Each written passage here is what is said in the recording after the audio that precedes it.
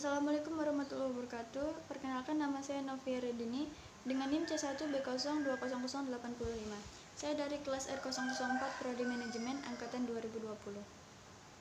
Hari ini saya akan mempresentasikan materi pengantar akuntansi dengan judul materi siklus akuntansi posting transaksi dan neraca saldo. Yang pertama yaitu transaksi buku jurnal. Buku jurnal adalah media pencatatan transaksi secara kronologis berupa pendebitan dan pengkreditan rekening beserta penjelasan yang diperlukan dari transaksi tersebut. Jurnal merupakan catatan akuntansi yang pertama sehingga sering disebut the books of original entry. Di dalam buku jurnal, semua transaksi dicatat sehingga dari buku jurnal kita dapat mengetahui semua transaksi yang terjadi di dalam suatu perusahaan. Buku jurnal dirancang sedemikian rupa sehingga dapat menampung penjelasan-penjelasan yang menyertai transaksi tersebut karena buku jurnal merupakan sumber pencatatan transaksi ke dalam rekening buku besar. Yang pertama, bentuk jurnal. Kolom-kolom yang harus ada pada jurnal adalah yang pertama adalah halaman jurnal, tanggal, keterangan, referensi, debit, dan kredit. Lalu posting. Posting adalah proses pemindahan jumlah di kolom debit buku jurnal ke kolom debit rekening buku besar dan jumlah di kolom kredit buku jurnal ke dalam kolom kredit rekening buku besar. Langkah-langkah posting adalah sebagai berikut. Yang pertama, ambillah dari buku besar rekening yang disebut di dalam buku jurnal di dalam kolom keterangan dengan mengambil contoh transaksi tanggal 1 September 2003 pada perusahaan Brilliant Corp. Rekening-rekening yang diambil adalah kas dan modal. Yang kedua, masukkan tanggal transaksi yang tertera di buku jurnal ke kolom tanggal untuk masing-masing rekening. Ketiga, masukkan jumlah rupiah baik yang didebit maupun dikredit ke masing-masing rekening sesuai debit dan kreditnya. Keempat, catatlah keterangan yang singkat di kolom keterangan masing-masing rekening. Kelima, masukkan nomor halaman yang ada di buku jurnal ke kolom masing-masing rekening. 6.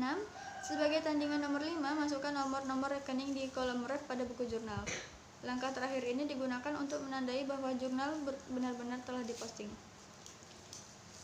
Lalu ada neraca saldo. Neraca saldo adalah daftar rekening-rekening beserta saldo yang menyertainya. Tujuan dari penyusunan neraca saldo adalah untuk menguji kesamaan jumlah kolom debit dan jumlah kolom kredit neraca saldo.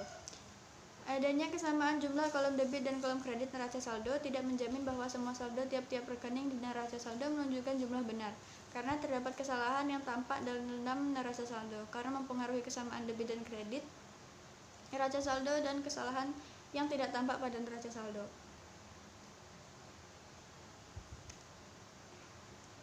Neraca saldo sebagai langkah ketiga dalam proses akuntansi. Yang pertama, pencatatan transaksi dalam jurnal, kemudian diposting ke buku besar, dan kemudian menyiapkan neraca saldo untuk memverifikasi bahwa total debit sama dengan total kredit. Langkah yang pertama, untuk mempersiapkan neraca saldo dibutuhkan saldo akhir dari semua akun buku besar dan buku kas serta pembukuan bank. Jadi pertama-tama setiap akun buku besar harus seimbang. Penyeimbangan yakni perbedaan antara jumlah semua entry debit dan jumlah semua entry kredit. Yang kedua, kemudian siapkan lembar kerja yang terdiri dari 3 kolom. 1 kolom nama akun, kolom lainnya untuk debit dan kredit. Ketiga, isi nama akun dan saldo di setiap kolom. Keempat, kemudian totalkan kolom debit dan kredit. Idealnya keduanya seimbang. Yang kelima, setelah membandingkan dan hasilnya sama, maka neraca saldo dapat ditutup. Jika ada perbedaan, coba temukan kesalahannya dan perbaiki. Aturan dalam menyusun neraca saldo. Beberapa aturan yang perlu diketahui dalam pembuatan neraca. Yang pertama, saldo akun berikut yang dicatat ke kolom debit neraca saldo, yaitu aktiva, akun biaya, saldo tunai, saldo bank, dan kerugian. Dan saldo berikut ditempatkan pada kolom kredit neraca saldo. Kewajiban atau liabilitas, akun pendapatan, akun modal, profit. Lalu, dua bentuk utama dalam membuat neraca saldo. Terdapat dua metode umum dalam pembuatan neraca saldo. Yang pertama, total method atau total metode. Sisi debit dan sisi kredit dari akun buku besar dipindahkan. Total sisi debit ditempatkan di kolom debit. Begitupun juga dengan kredit.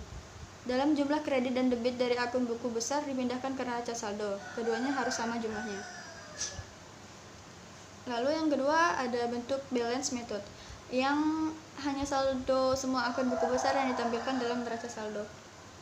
Cara membuat neraca saldo. Terdapat dua metode umum dalam pembuatan neraca saldo. Yang pertama, pada kolom nama akun diisi dengan nomor kode akun, lalu kolom nama akun diisi dengan nama akun sesuai urutan nomor akun.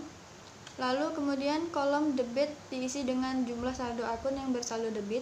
Terakhir kolom kredit diisi dengan jumlah saldo akun yang bersaldo kredit. Langkah-langkah menyusun neraca saldo.